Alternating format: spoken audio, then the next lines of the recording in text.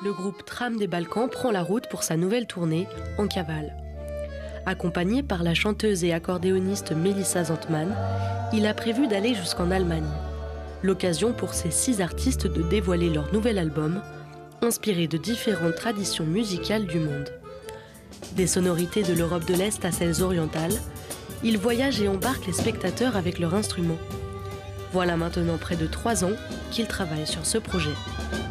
Cette aventure, elle est née en Chartreuse, tout près d'ici, parce que notre groupe Tram était en résidence artistique au long cours sur ce territoire jusqu'à l'an dernier. Et on a eu l'occasion de créer un spectacle acoustique avec Melissa, d'aller le jouer dans des chapelles et puis aussi dans la nature. On était partis 10 jours faire une tournée avec des ânes et jouer dans des villages, en bas d'une piste de ski, dans des champs. Tout ça, c'était une super expérience.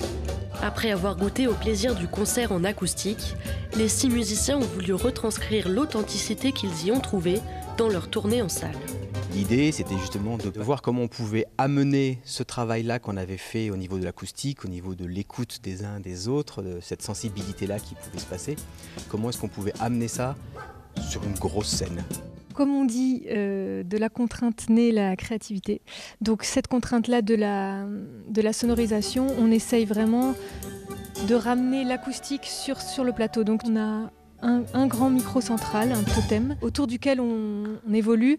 Si on a un solo à faire, on se rapproche du micro, sinon on s'en éloigne. C'est rare qu'on fasse ça en fait sur une scène. On est souvent tous sonorisés avec chacun son micro, chacun son retour. Voilà. Donc là, c'était un vrai challenge en fait.